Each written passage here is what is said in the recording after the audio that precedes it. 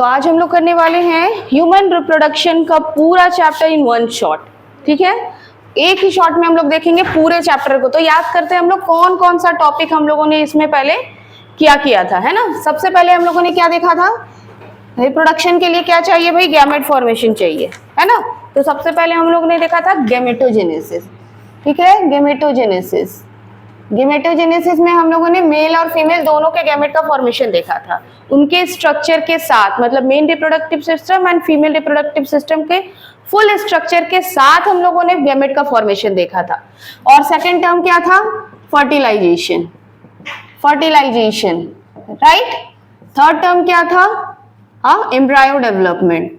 Embryo development, ठीक है। And fourth term is parturition and lactation.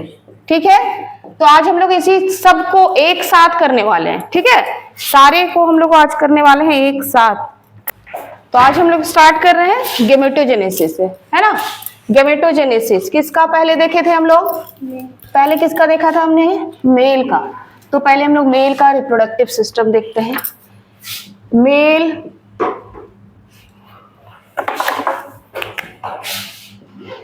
Reproductive system, ठीक है। मेल रिप्रोडक्टिव सिस्टम, सबसे पहले क्या, स्ट्रक्चर। स्ट्रक्चर याद करिए, स्ट्रक्चर याद कीजिए क्या क्या था भाई। मेन स्ट्रक्चर इसमें हम लोग किसका देखे, टेस्टिस का देखे। उसके बाद कुछ डक्ट्स हैं इसमें, है ना, एसेसरी डक्ट्स हैं, कुछ ग्लैंड्स इन्वॉल्व हैं इसमें, और क्या है भाई, एक्सटर्नल जेनेटिलिया। ठीक है, सबसे कॉम्प्लेक्स स्ट्रक्चर किसका है, टेस्टिस का। टेस्टिस का स्ट्रक्चर याद कीजिए। टेस्टिस कितने होते हैं, मेल में टेस्टिस 2 होते हैं। ठीक है, 2 टेस्टिस होते हैं, है ना। और दोनों एक कवर से क्या होते हैं, एक लेयर से कवर्ड होते हैं, जिसका नाम क्या है, स्क्रोटम। स्क्रोटम, ठीक है। ये टेस्टिस का साइज कितना होता है, हाँ कितना, लेंथ 2 to 3 सेंटीमीटर इसका विड्थ होता है। लेंथ इसका 4 to 5 सेंटीमीटर। ठीक है, लेंथ इसका अगर हम लोग देखेंगे तो 4 to 5 सेंटीमीटर, और विड्थ इसका 2 to 3 या 3 to 4 सेंटीमीटर। ठीक है, 4 सेंटीमीटर होता है, 3 to 4 ही कहते हैं हम लोग इसको, या 2 to 3, चलो रहने दो। अब देखो, ये तो एक स्ट्रक्चर इसका क्या हमने देखा कि इसकी देखा हम लोगों ने स्क्रोटम। ठीक है, ये क्या थी, इसकी आउटर मोस्ट कवरिंग थी, आउटर मोस्ट कवरिंग थी। ठीक है, अब इसके अंदर बहुत सारे स्ट्रक्चर थे, है ना। बहुत सारे टेस्टिकुलर लोब्यूल्स पाए जा रहे थे, कुछ इस तरीके से, यस। ठीक है, ये क्या है भाई, टेस्टिकुलर लोब्यूल्स। टेस्टिकुलर लोब्यूल्स, कितनी इनकी संख्या होती है भाई, कितनी होती है, एक टेस्टिस में इसकी संख्या कितनी होती है, लगभग 250, है ना। अराउंड 250 नंबर्स होते हैं इन वन टेस्टिस। ठीक है, इन वन टेस्टिस। और इसके अंदर क्या होता है, हाँ इसके अंदर क्या होता है, सेमिनिफेरस ट्यूब्यूल्स। ठीक है, इसी के अंदर होता है सेमिनिफेरस ट्यूब्यूल्स। ठीक है, साइट ऑफ क्या, स्पर्मेटोजेनेसिस या स्पर्म फॉर्मेशन लिख सकते हैं। ठीक है, कौन, यहीं पर क्या होता है, स्पर्म का फॉर्मेशन होता है। अब ये जो सेमिनिफेरस ट्यूब्यूल्स है, ये क्या करता है भाई, एक जगह कलेक्ट होता है, यहाँ पर ये वाले प्लेस में कलेक्ट होता है। क्या नाम है इसका, रेटेटेस्टिस। तो नेक्स्ट इसका स्ट्रक्चर क्या हो गया, रेटेटेस्टिस हो गया। ठीक, जितने भी सेमिनिफेरस ट्यूब्यूल्स में स्पर्म फॉर्म होंगे वो आके कहाँ कलेक्ट हो जाएंगे, रेटेटेस्टिस में कलेक्ट हो जाएंगे। अब ये कुछ डक्ट्स की सहायता से यहाँ मौजूद जो एपिडिडाइमिस है, इसमें जाकर क्या करता है, खुलता है। इस डक्ट का नाम क्या है, वासा एफरेंसिया। क्या काम है इसका, हाँ ये जो स्पर्म यहाँ पर कलेक्ट हुआ है, कहाँ पर, रेटेटेस्टिस में, वो ट्रांसफर होगा एपिडिडाइमिस में थ्रू दिस वासा एफरेंसिया। ठीक है, और उसके बाद ये कहाँ पहुंचेगा, एपिडिडाइमिस। ठीक है, फाइनल यहाँ पर क्या होगा, स्पर्म कलेक्टेड रहेगा। ठीक, ये स्पर्म को स्टोर करके रखता है ना। उसके बाद यहाँ से एक टिब्यूस या एक डक्ट निकलेगा, इसका नाम क्या होगा? हाँ, वासा डिफरेंशिया, दैट इज डक्ट। ये क्या है? डक्ट का पार्ट है। वासा डिफरेंस लिख सकते हैं हम लोग, ठीक है। ये यहां पर क्या करेगा? यहां पर क्या करेगा भाई? यहां पहुंचेगा, यहां पर क्या है? हाँ, यूरिनरी ब्लैडर है, यूरिनरी ब्लैडर है, ठीक है। और ये यूरिनरी डक्ट है जो कि आपके किडनी ट्यूब्यूल से आ रहे हैं, है ना, यूरिन को लेकर के। ये क्या करेगा? ये डक्ट इसके ऊपर से, है ना, इस तरीके से आएगा और यहाँ पर क्या होगा? मिल जाएगा और एक कॉमन डक्ट में आ जाएगा, ठीक है, दोनों तरफ से एक कॉमन डक्ट में आ जाएगा। उस कॉमन डक्ट का नाम क्या है? यहाँ एपिडिडाइमिस होगा। No no no no no no no, हाँ, कलेक्टिंग डक्ट या इजैकुलेटरी डक्ट, है ना। यहाँ पर एम्पुला का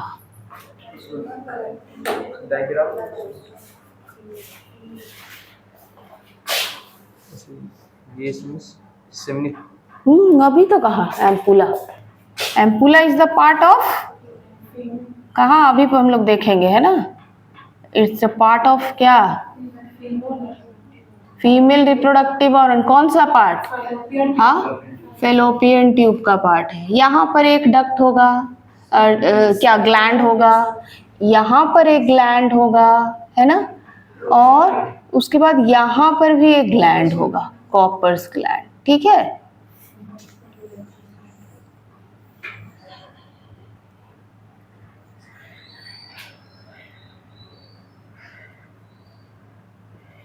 ठीक है, तो यहाँ पर तीन तीन ग्लैंड हम लोग देख रहे हैं। अब देखो, ये scrotum, testicular lobule, seminiferous tubules, rete testis, epididymis is a part of testis. और डक्ट में कौन आ गया? वॉसा इफ्रेंसिया, वॉसा डिफरेंस, और कलेक्टिंग डक्ट कह लीजिए या इजैकुलेटरी डक्ट कह लीजिए। इजैकुलेटरी डक्ट कौन सा है? ये जिसको हम लोग यूरेटर भी बोल रहे हैं, जिसको हम लोग यूरेटर भी बोल रहे हैं, जिसके थ्रू यूरिन भी आ रहा है और ये सीमेन भी निकलेगा, है ना। तो ये डक्ट्स का पार्ट है। कहीं कहीं आप लोगों को ये रेटे टेस्टिस, इपिडिडाइमिस, ये भी डक्ट के अंदर लिखा हुआ मिल सकता है, ठीक है। तो क्योंकि वो उसी रास्ते से निकल रहा है डक्ट के थ्रू, तो इसको भी हम लोग डक्ट में कंसिडर कर लेते हैं। But is the part of testis, और उसी के अंदर ये vasa efferentia, vasa deferens and ejaculatory duct तो आउटसाइड द ओवरी टेस्टिस है, ठीक है, डक्ट्स है। अब ग्लैंड की अगर हम लोग बात कर ले ना, तो तीन ग्लैंड्स होते हैं। ये जो आपको दिख रहा है, ये क्या, कौन सा ग्लैंड है? सेमिनाल वेसिकल्स, सेमिनाल वेसिकल्स, ये हो गया ग्लैंड। ये हो गया प्रोस्टेट ग्लैंड, प्रोस्टेट ग्लैंड। ये क्या हो गया? कॉपर्स ग्लैंड, ठीक है।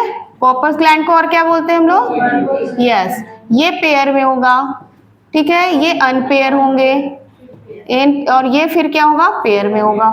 तीनों क्या करते हैं? अपने सिक्रेशन को छोड़ते हैं, है ना। और क्या प्रोवाइड करते हैं स्पर्म के लिए? स्पर्म के लिए ये न्यूट्रिशन प्रोवाइड करते हैं, ठीक है। ये क्या प्रोवाइड करते हैं? न्यूट्रिशन प्रोवाइड करते हैं, प्लस क्या कर रहे हैं? एक मीडियम दे रहे हैं, एक लिक्विड मीडियम दे रहे हैं, किसको? स्पर्म को। तब जाके इन सब मिल करके क्या फॉर्म कर रहे हैं? इनको एक साथ क्या कहा जाता है? सीमेन कहा जा रहा है।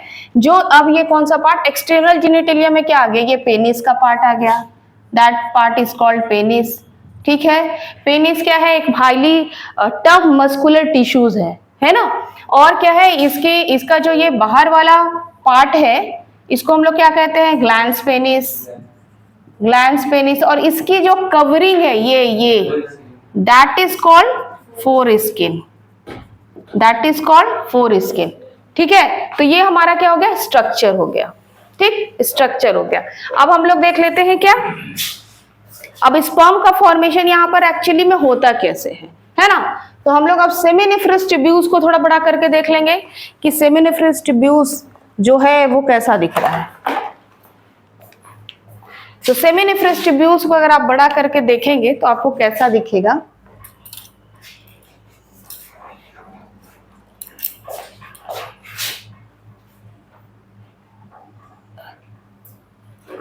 इसके आउटसाइड जो लेयर होगा, आउटसाइड जो लेयर है, इसको हम लोग क्या कहेंगे, क्या कहेंगे इसको?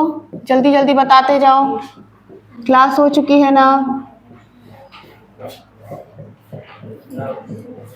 जर्मिनल एपिथेलियम, जर्मिनल एपिथेलियम, ठीक है। अब इसके अंदर बहुत सारे क्या हैं भाई, ये सेमिनिफरस ट्यूब्यूल्स है ना।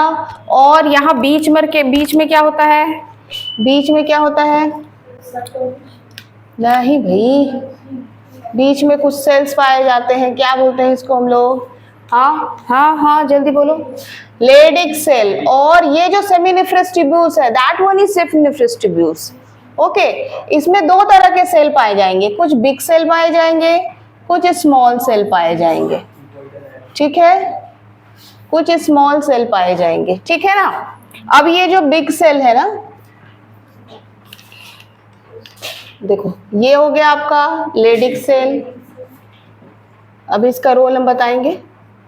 ये आपका जो बड़ा बड़ा है that is called Sertoli cell, Sertoli cell, ठीक है। ये जो आपको छोटे छोटे दिख रहा है, ये कौन सा सेल है? हाँ, जर्मिनल एपिथेलियम तो इधर है। हाँ, ये जर्म सेल है, कौन सा? स्पर्मेटोगोनिया, स्पर्मेटोगोनिया, जिससे क्या हो रहा है? स्पर्म का फॉर्मेशन होगा। पहले यही था ना, अब हम लोग देख लेते हैं स्पर्मेटोजेनेसिस क्या है, स्पर्मेटोजेनेसिस क्या है। अब हम लोग ये देख लेते हैं। तो हम लोगों ने देखा था कि ये स्पर्मेटोगोनिया होता है पहले, जो जर्म सेल से आ रहा है ना। इसकी प्लॉइडी क्या? 2n। ये क्या करेगा? माइटोसिस करेगा। माइटोसिस करके क्या बनाएगा? प्राइमरी स्पर्मेटोसाइट, ठीक है। तो ये क्या हुआ भाई, यहाँ पर ये डिफरेंशिएट अपना कर रहा है ना, माइटोसिस किया। और ये जो सेकेंड स्टेज है, ये कौन सा है भाई? प्राइमरी स्पर्मेटोसाइट का, ठीक। अभी क्या हुआ, अब ये क्या करेगा? अब ये मियोसिस करेगा, है ना। क्या बनाएगा? सेकेंडरी स्पर्मेटोसाइट बनाएगा। इसकी यहाँ पर प्लॉइडी 2n ही है, यहाँ पर क्या हो जाएगी? n हो जाएगी, ठीक है ना। अब इसके बाद मतलब कि यहाँ का जो ये सेकेंड स्टेज गया, फिर आगे जो बन रहा है फॉर्मेशन, ये किसका बन रहा है भाई?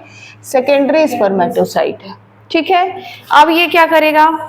फर्दर मियोसिस 2 होगा, मियोसिस 2 होगा, क्या बनाएगा?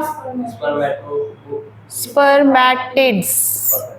ये भी haploid number of chromosome carry करेगा, ठीक है। मतलब यहाँ जो नेक्स्ट स्टेज है वो क्या है भाई? स्पर्मेटिड्स का है, ठीक है, स्पर्मेटिड्स का है। और ये फिर क्या फॉर्म करेगा? स्पर्मेटोजोआ। स्पर्मेटोजोआ जो क्या है? स्पर्म है, मैच्योर्ड स्पर्म है। मतलब यहाँ जो बनकर फाइनली निकला, यहाँ बीच में क्या सब जगह बन रहा है ना, हर तरफ से बन रहा है ना, ठीक है। तो यहाँ पर क्या मिलेगा भाई? ये आपका स्पर्म बन रहा है, ठीक है, ये स्पर्म बन रहा है। अब यहाँ पर स्पर्म बन गया, ऊपर उसके बाद उसका ट्रांसफर होगा, जो अभी हम लोगों ने देखा, ठीक। अब यहाँ देख रहे हैं आप लोग लेडिक सेल है। अब यहाँ पर कुछ हार्मोन्स काम कर रहे हैं। क्या क्या हार्मोन्स काम कर रहे हैं भाई? सबसे पहले ह्यूमन, कौन सा हार्मोन था? Human chronic gonadotropin hormone, human chronic gonadotropic hormone, GH ऐसे लिखते थे ना, ऐसे लिख रहे थे ना, ठीक है। और क्या हार्मोन सीक्रेट करेगा? और फॉलिकल स्टिमुलेटिंग हार्मोन, ठीक है, ठीक है। और क्या करेगा भाई? देखो ये जो दोनों हार्मोन है ना, ये हाइपोथैलेमस से सीक्रेट हो रहे हैं, मतलब पिट्यूटरी ग्लैंड से सीक्रेट हो रहे हैं, ठीक। अब ये जो है, ये क्या करेगा? ये इंड्यूस करेगा किसको?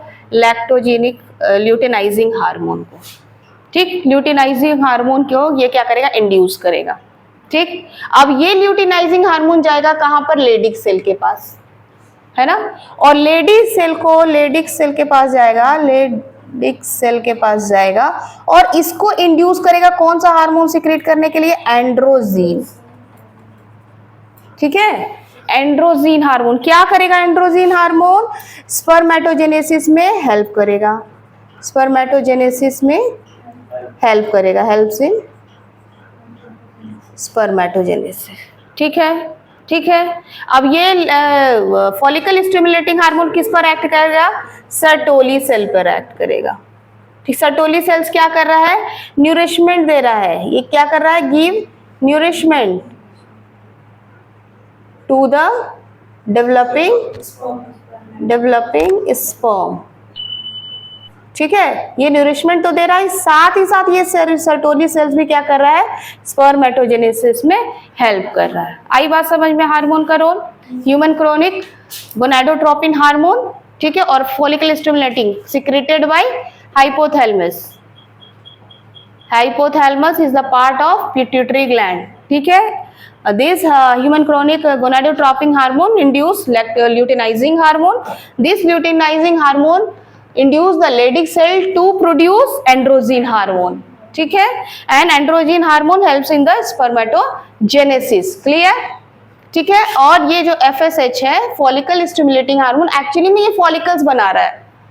ठीक है, फॉलिकल्स भी बना रहा है और साथ ही साथ ये सर्टोली सेल्स को भी क्या कर रहा है? एक्टिवेट कर रहा है, ये न्यूरिशमेंट दे रहा है डेवलपिंग स्पर्म को और स्पर्मेटोजेनेसिस में भी हेल्प कर रहा है। ठीक है, इस तरह से बनता है एक स्पर्म। तो स्पर्म का स्ट्रक्चर याद करिए, स्पर्म का स्ट्रक्चर कैसा था? 3 पार्ट्स थे ना, 3 पार्ट्स थे ना।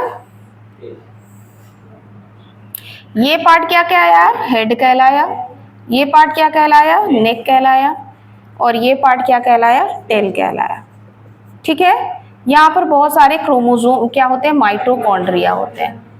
माइटोकॉन्ड्रिया जो लगातार एनर्जी प्रोवाइड करते हैं क्या? स्पर्म के मूवमेंट के लिए। टेल क्या कर रहा है? मूवमेंट प्रोवाइड कर रहा है, मूवमेंट प्रोवाइड कर रहा है। और यहाँ पर आप देखोगे तो यहाँ पर क्या होता है? यहाँ पर एक्रोजोम होता है ना, एक्रोजोम।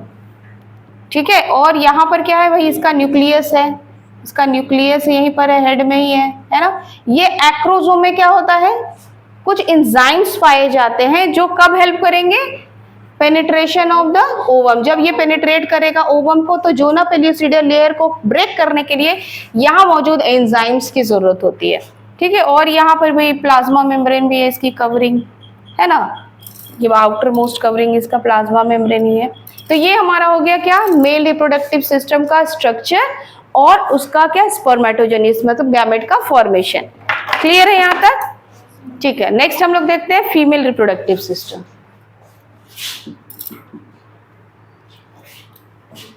फीमेल रिप्रोडक्टिव सिस्टम, ठीक है। सबसे पहले स्ट्रक्चर, सबसे पहले स्ट्रक्चर याद करो क्या क्या था भाई? हाँ, ओवरी, ठीक है, फैलोपियन ट्यूब, फैलोपियन ट्यूब का दूसरा नाम क्या है? ओविडक्ट, ठीक है। फिर क्या? यूट्रस, फिर क्या? सर्विक्स, फिर क्या? वजाइना, फिर क्या? एक्सटर्नल जेनिटेलिया, और फिर क्या? Mammary gland. चलो स्ट्रक्चर देख लें हम लोग। सबसे पहले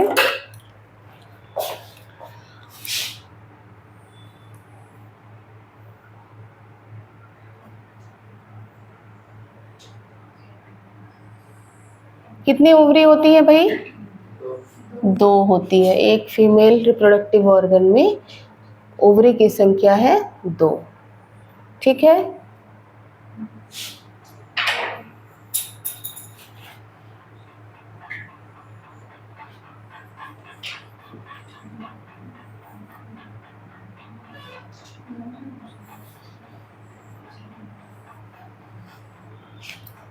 यहाँ पर क्या होते हैं? 2 ओवरी होते हैं। सारा खेल कहाँ पर हो रहा है? यहाँ पे ओवम का फॉर्मेशन का साइट कौन सा है?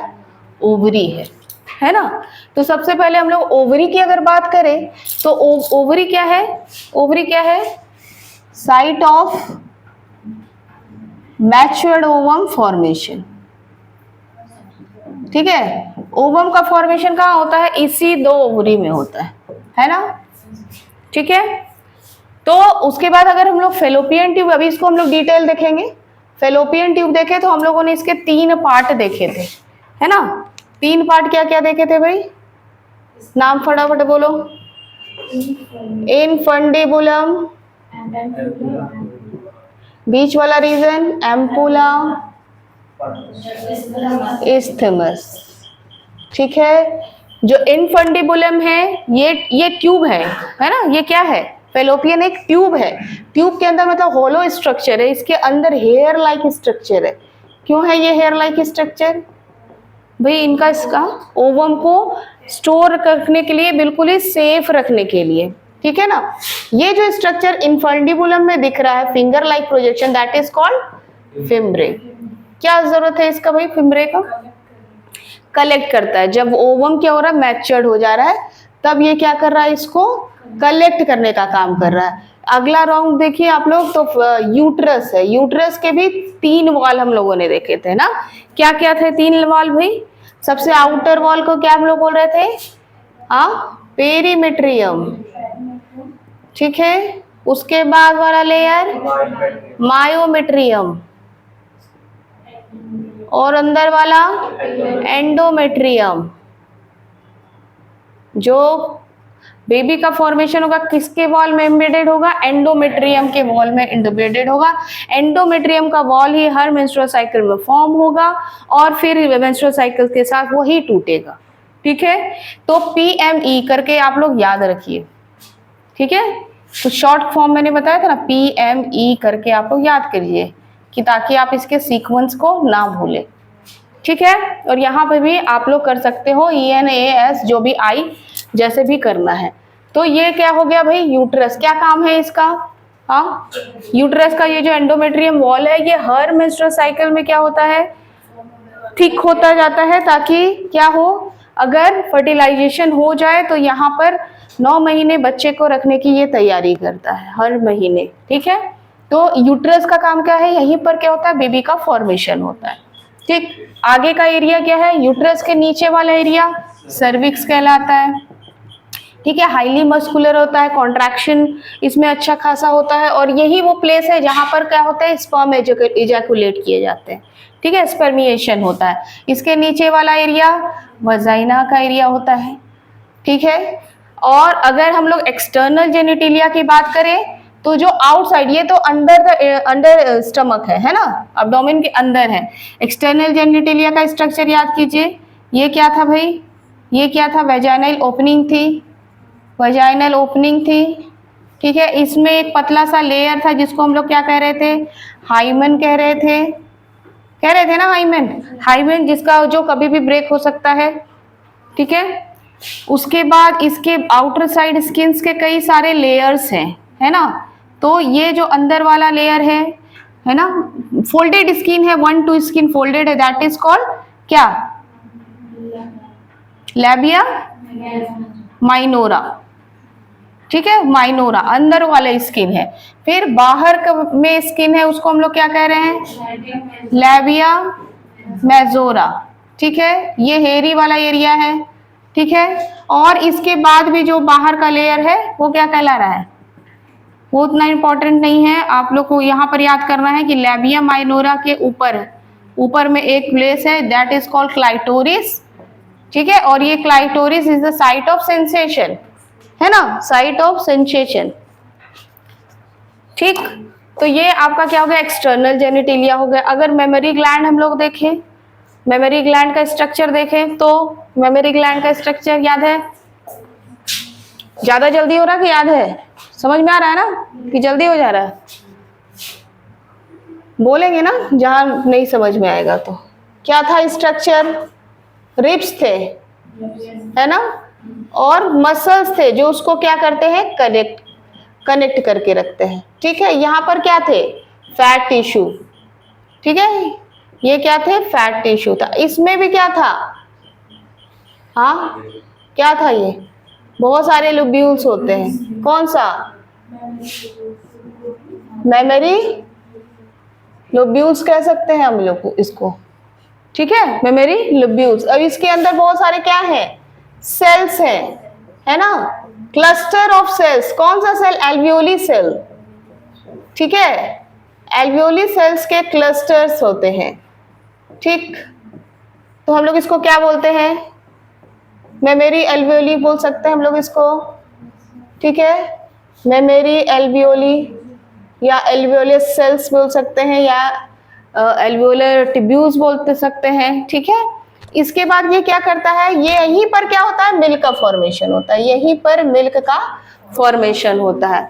अब ये क्या करते हैं, कुछ डक्ट्स के थ्रू एक कॉमन पैसेज में मिलेंगे। इस डक्ट को क्या कहेंगे हम लोग, मेमोरी डक्ट, मेमोरी डक्ट। और यहाँ जो ये कॉमन पैसेज में मिल रहे हैं ना, जो कॉमन डक्ट में मिल रहे हैं, यहाँ पर इसको बोलते हैं एम्पुला, ठीक है। यहाँ पर दो जगह एम्पुला का जिक्र हुआ है, तो आपको ध्यान रखना है कि एक एम्पुला है आपका कहाँ पर, मेमोरी ग्लैंड में है, और एक एम्पुला कहाँ है आपका, फैलोपियन ट्यूब का पार्ट है। उसके बाद ये कॉमन पैसेज में जाकर मिल जाएंगे, जिसको हम लोग क्या कहेंगे, लेक्टिफेरियस डक्ट कहेंगे, है ना, जो निप्पल की सहायता से क्या होगा, बाहर निकलेगा।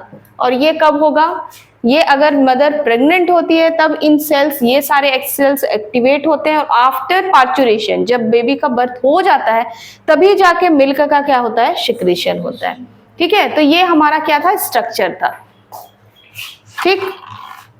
oogenesis में हम लोग देखते हैं क्या होता है, पहले oogenesis देखते हैं। oogenesis हमने बात किया था कि ये उतना इजी प्रोसेस नहीं है जितना कि स्पर्म के फॉर्मेशन का प्रोसेस क्या है, उतना इजी है ना।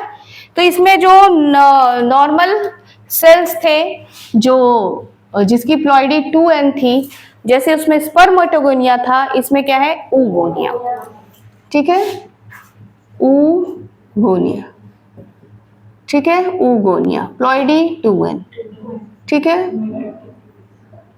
अब क्या होगा भाई, माइटोसिस होगा, क्या बनाएगा, प्राइमरी oocyte, प्लॉइडी 2n, है ना।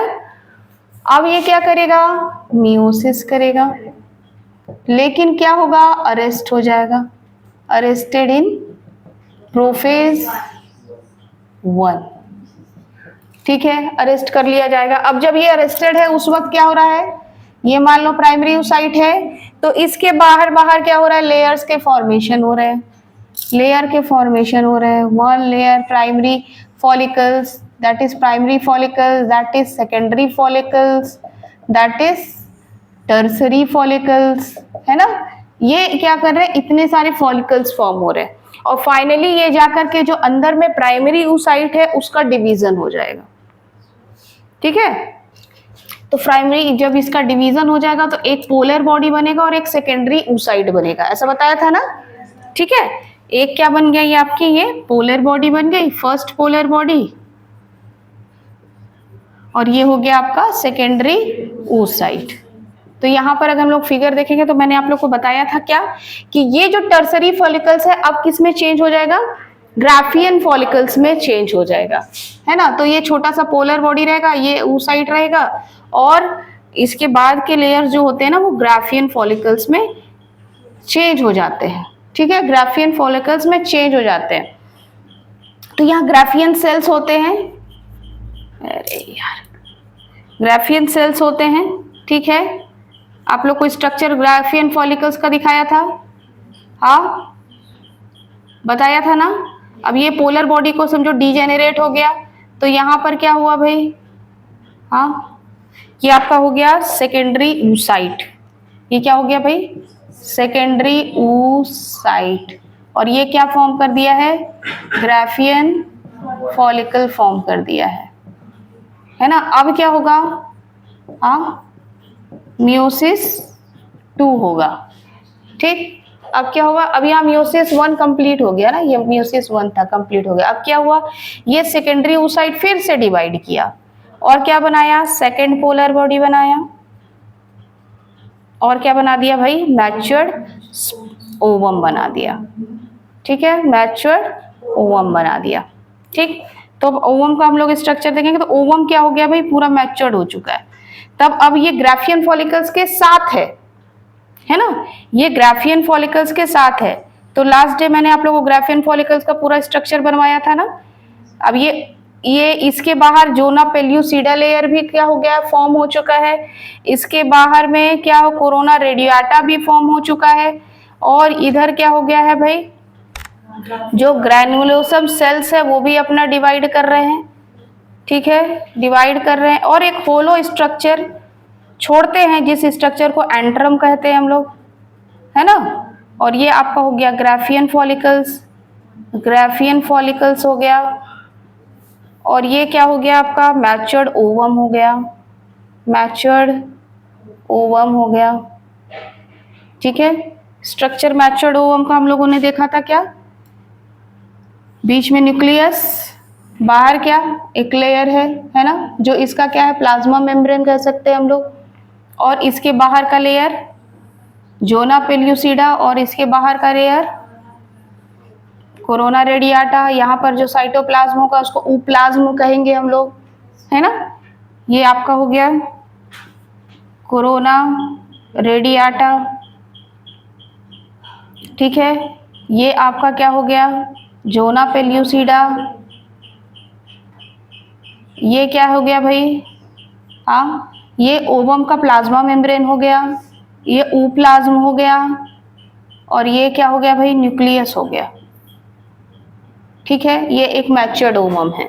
ये अंदर किसके है, ग्राफियन फॉलिकल्स है। अब थोड़ा हम लोग मेंस्ट्रुअल साइकिल देखें, इस तरह से होता है। ये आया ना समझ में। अब यहाँ से क्या हो गया भाई, ये तो 2n है, पर यहाँ जो ग्राफ सेकेंडरी oocyte बना ये n नंबर है। ये जो मैच्योर्ड ओवम बना ये क्या है, n number of chromosome carry करेगा, ठीक है ना। कुछ गड़बड़ है क्या, हाँ। चलिए मेंस्ट्रुअल साइकिल,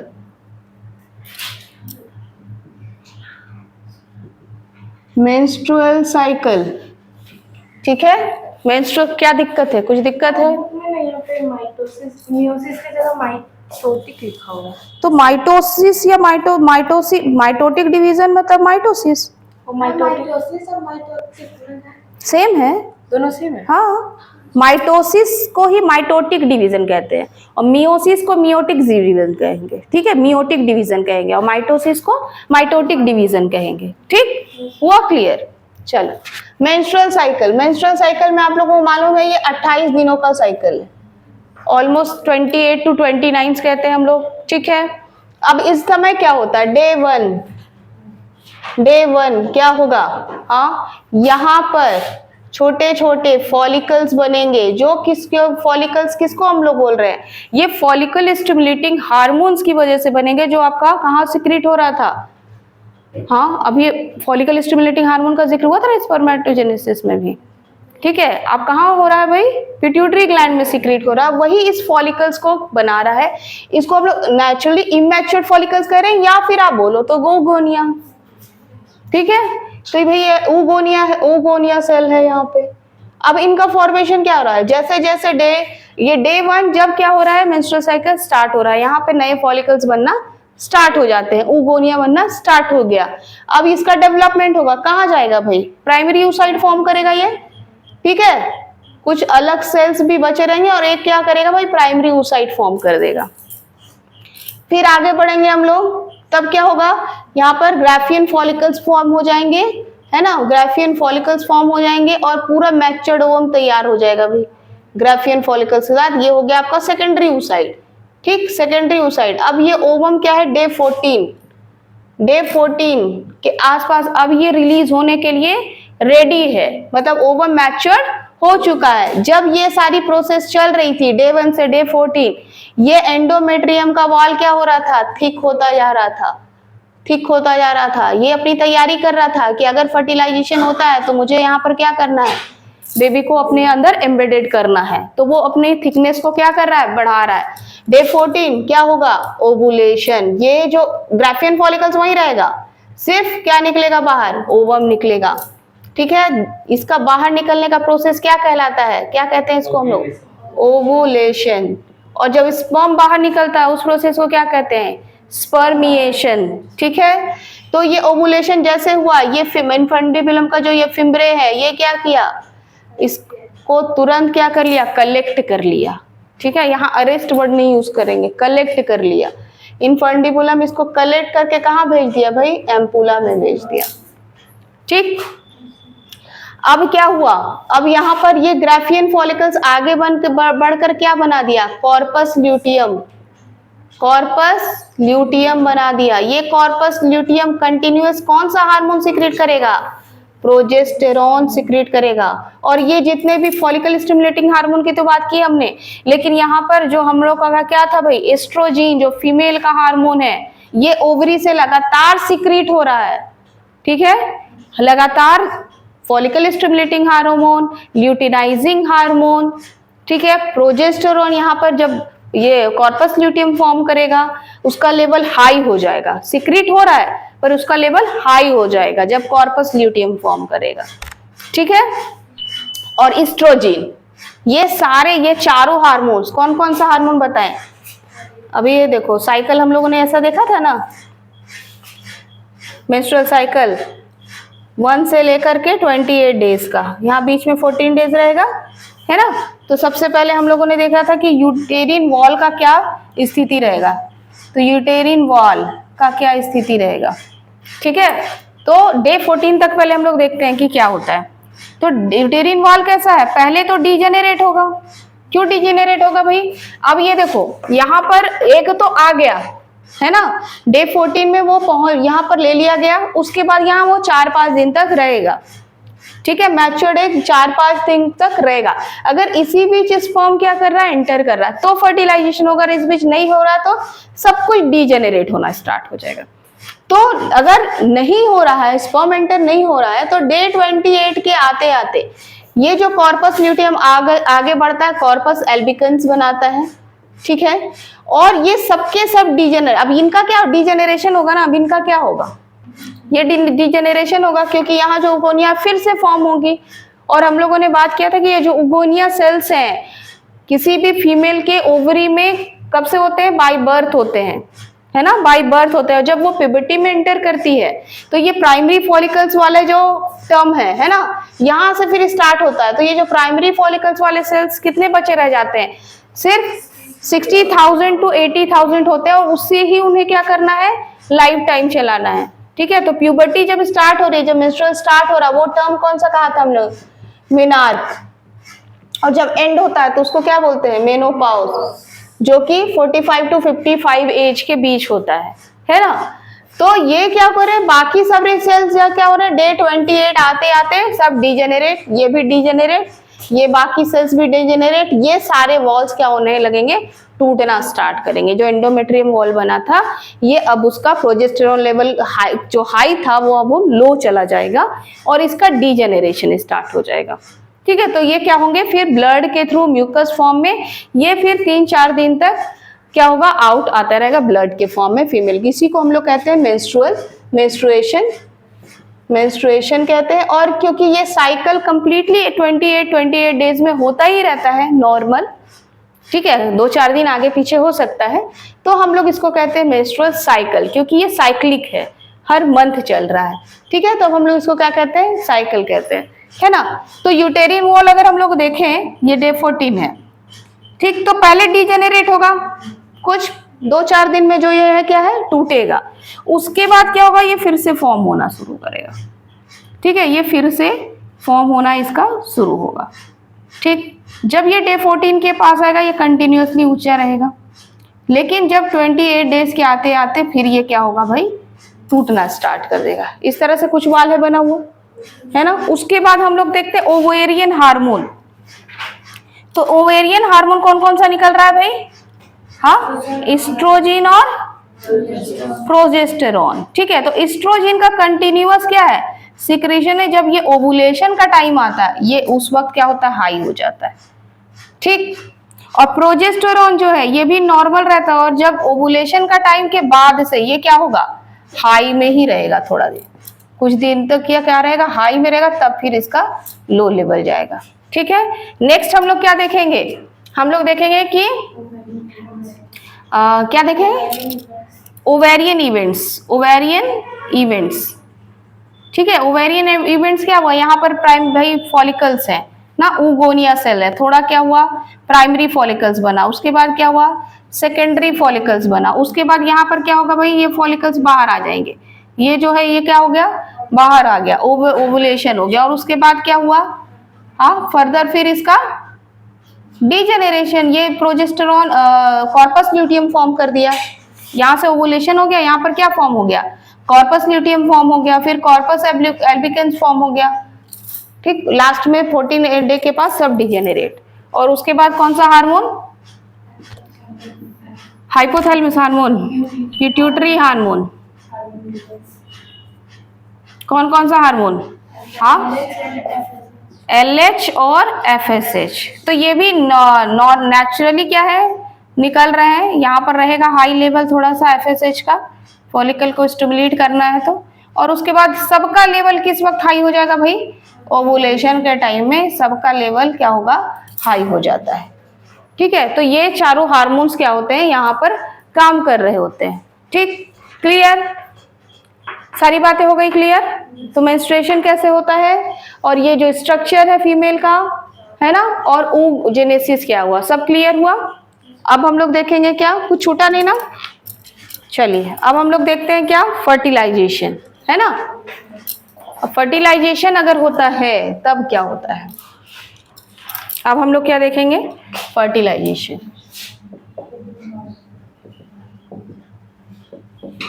फर्टिलाइजेशन किसका होगा भाई, यहाँ पर फीमेल के वजाइना के थ्रू सर्विक्स में क्या इजैकुलेट कर दिए जाएंगे भाई, स्पर्म का एंट्रेंस हो जाएगा। अब ये स्पर्म काफी संख्या में है ना कहाँ पहुंचेगा भाई फीमेल के किस रीजन में, एम्पुलरी रीजन में पहुंचेगा, ठीक है। यहाँ पर मिलियंस ऑफ स्पर्म एंटर करते हैं, पर कुछ ही स्पर्म कुछ 100 स्पर्म ही क्या होते हैं पहुंच पाते हैं कहाँ तक ओवम तक, ठीक है। क्योंकि वजाइना का जो मीडियम होता है वो हाईली एसिडिक होता है, थोड़ा सा स्लाइटली एसिडिक होता है, वहां पर भी कुछ डेड हो जाते हैं, और अगर स्पर्म हेल्दी नहीं है तो वो भी क्या होंगे पहुंच नहीं पाएंगे। पर जब वो स्पर्म के पास कहाँ ओवम के पास पहुंच जाते हैं, ठीक है, जब वो ओवम के पास क्या होंगे पहुंच जाएंगे, तो भाई इसमें तो लेयर्स हैं, जोना पेल्यूसिडा है, कोरोना रेडियाटा है, इसके चारों ओर क्या होंगे वो अरेंज हो जाएंगे, ठीक, चारों ओर क्या होंगे ये अरेंज हो जाएंगे।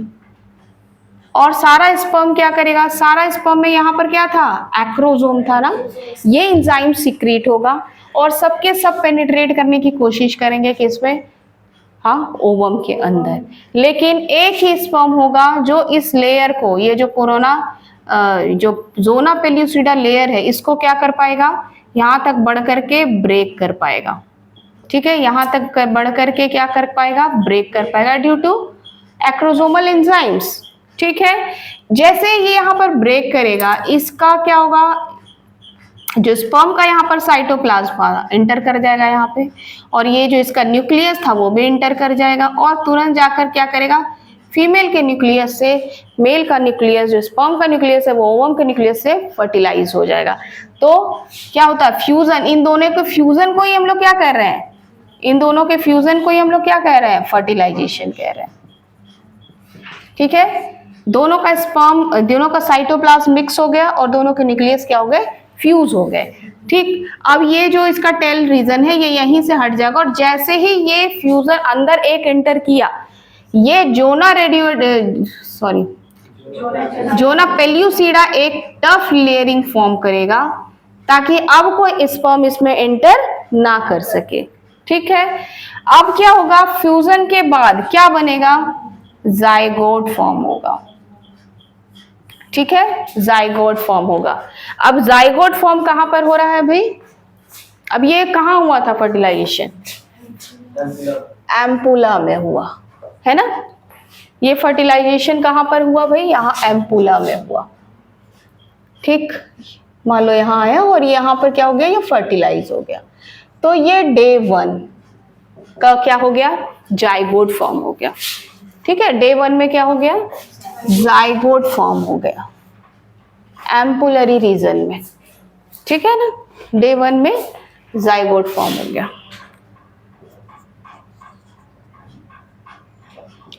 क्या फॉर्म हो गया, जाइगोट फॉर्म हो गया। अब इनका क्या होगा, डिफरेंशिएशन स्टार्ट होगा, डिवीजन स्टार्ट होगा सेल का, है ना।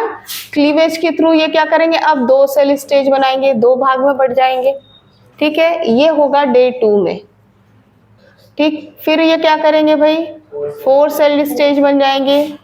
अब इनको क्या बोला जा रहा है, डे 3। अभी इसको क्या बोलते हैं, जब ये क्लीवेज करके डिवीजन कर रहे हैं तब हम लोग इसको क्या बोल नाम दिए हैं, जाइगोट। तो फर्स्ट डे में था, जब ये डिवीजन स्टार्ट हो गया, no no no, blastomere, yes. ये उस वक्त क्या कहला रहा है भाई, ये ब्लास्टोमेयर है। जब डिवीजन इसका स्टार्ट हो गया, ये क्या कहला रहा है, ब्लास्टोमेयर कहला रहा है, ठीक है। फर्दर ये आगे बढ़ेगा, है ना, 8 सेल स्टेज बनाएगा, फिर ये 16 सेल स्टेज बनाएगा, ठीक है। जब 8 से 16 सेल स्टेज ये बना देता है, तब हम लोग इसको क्या कहते हैं, मोरूला कहते हैं।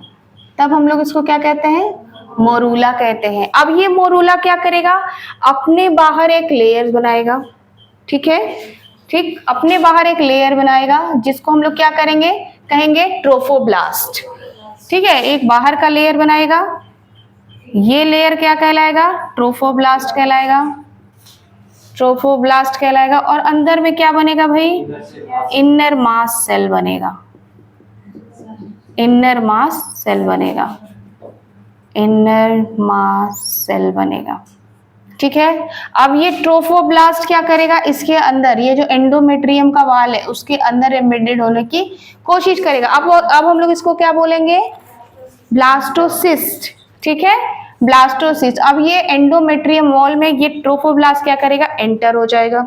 और ये जो इनर मास सेल है ना, ये फिर क्या करेगा, फर्दर 3 लेयर में फॉर्म होगा, है ना। 3 लेयर कौन कौन से बनाएंगे, ये कौन से बनाएंगे भाई, एक्टोमेट्रियम, एक्टोडर्म, एक्टोडर्म, मेसोडर्म और एंडोडर्म,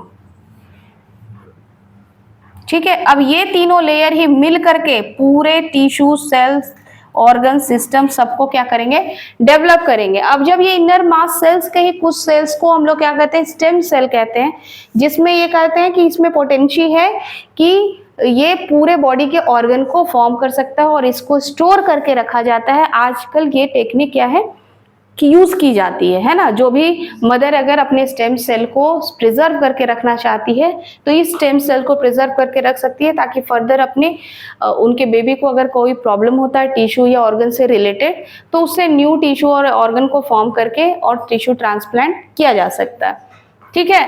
तो ये एक्टोडर्म, मेसोडर्म और एंडोडर्म कहाँ पर एम्बेडेड हो गए भाई, यहाँ, है ना। मतलब ये कहाँ पर एम्बेडेड हो गया है, यूटेरिन वॉल के अंदर एम्बेडेड हो गया है। अब ये क्या कहला रहा है, एम्ब्रायो कहला रहा है। अब ये क्या कहला रहा है, एम्ब्रायो कहला रहा है। अब एम्ब्रायो का जो क्रोनिक विलाई होता है ना, और जो मदर का जो एंडोमेट्रियम का वाल होता है, ये दोनों आपस में क्या होते हैं, कनेक्ट होते हैं और एक पाउच जैसा स्ट्रक्चर फॉर्म करते हैं, जिसको हम लोग कहते हैं क्या, प्लेजेंटा। और ये जो क्रोनिक विलाई है, ये बच्चे की नेवल से अटैच्ड होती है मदर से, है ना, मदर से। और ये प्लेजेंटा क्या करिए, 3 काम करेंगी, हाँ, न्यूरिशमेंट दे रही है, मतलब कि मदर का ये क्या हो रहा है, हाँ, एक्सचेंज ऑफ गैसेस होगा यहाँ पे, मतलब कि बेबी को ऑक्सीजन जा रहा है और ये जो कार्बन डाइऑक्साइड बना रहा है फिर मदर में जा रहा है, ठीक। फिर क्या होगा, एक्सचेंज नहीं होगा, वेस्ट का ट्रांसफर ऑफ न्यूट्रिशन, है ना, फ्रॉम मदर टू एम्ब्रायो, ठीक है। और क्या होगा, transfer of waste from embryo to mother, ये तीनों काम चलेगा। अब यहाँ पर कुछ हार्मोन जो है ना हाईली लेवल में काम करते हैं, ठीक है। हाईली लेवल में कौन कौन सा हार्मोन था, होमोगोनाडाइल ट्रॉपिक हार्मोन भी है, ठीक है। और कौन सा है, ह्यूमन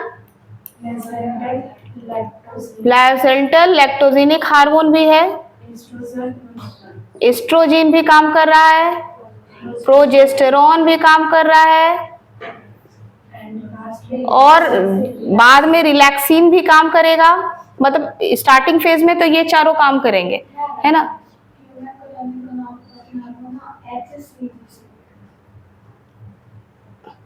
HCG ठीक है ना,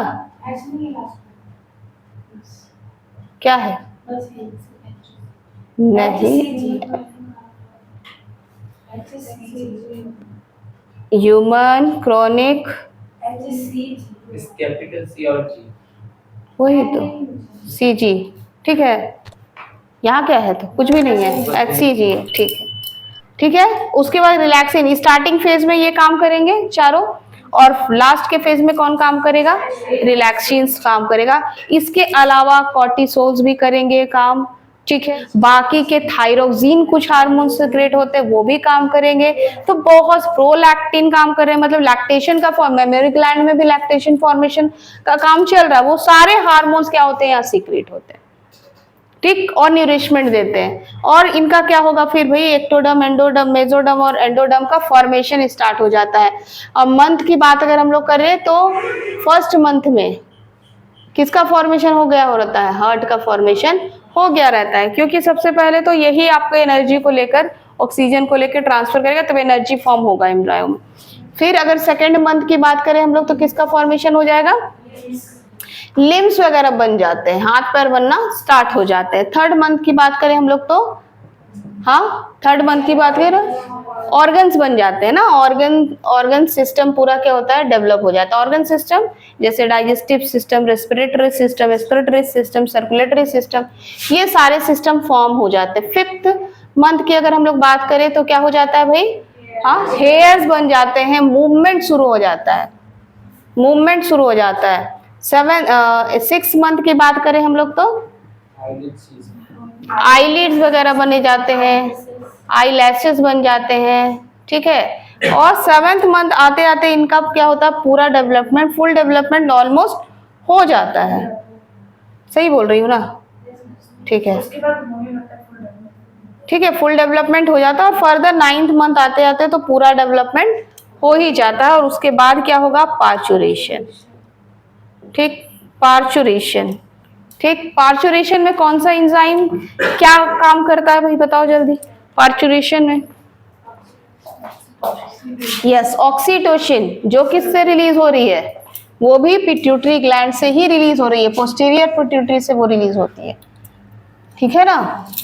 तो पार्चुरेशन, इसके बाद क्या आया, पार्चुरेशन आया, ठीक है। पार्चुरेशन मतलब क्या है, पार्चुरेशन का मतलब क्या है, बेबी का बर्थ होना, है ना। बेबी क्या होगा, अब ये सर्विस का कॉन्ट्रैक्शन स्टार्ट होगा, यहाँ डेवलपमेंट हो गया, ये फुल एरिया कवर हो जाता है ना। अब यहाँ पर क्या हो गया भाई, अब इसका सिग्नल कौन देगा, बेबी खुद देगा, ठीक है, खुद देगा क्या। अब इनका जब, अच्छा ये जब एम्ब्रायो जब हाथ पैर पता चलने लगा तब हम लोग उसको फिटस बोलेंगे, है ना, फिटस कहेंगे। तो ये फिटस का जब पूरा डेवलपमेंट हो गया तो वो खुद ही सिग्नल देगा क्या, कि अब हम मेरा टाइम आ गया है बाहर आने का। ये जो सर्विक्स के वाल हैं ये क्या होंगे, कॉन्ट्रैक्ट होना स्टार्ट होंगे। और ये हाईली कॉन्ट्रैक्शन में इसको कौन हेल्प करेगा भाई, ऑक्सीटोसिन, ऑक्सीटोसिन हार्मोन क्या करेगा, सीक्रेट कर हेल्प करेगा। इसका हाईली कॉन्ट्रैक्शन होगा जिसके कारण ये बेबी क्या होगा, स्लिप आउट होगा। तो इसको हम लोग क्या कहते हैं, और वेजिना के थ्रू ये आउट होगा। इसको हम लोग बर्थ कैनाल भी बोलते हैं, क्योंकि बर्थ कैनाल के थ्रू ही क्या हो रहा है, ये आउट हो रहा है, ठीक है। उसके बाद क्या, ये पार्चुरेशन मतलब कि जब मैच्योर्ड बेबी क्या हो गया, कम्स आउट हो गया, है ना, बेबी का बर्थ हो गया। उसके बाद क्या होगा, लैक्टेशन स्टार्ट होगा। अब मेमोरी ग्लैंड का काम है, क्योंकि अभी बच्चा क्या कर सकता, खाना पीना नहीं खा सकता, उसको न्यूरिशमेंट चाहिए।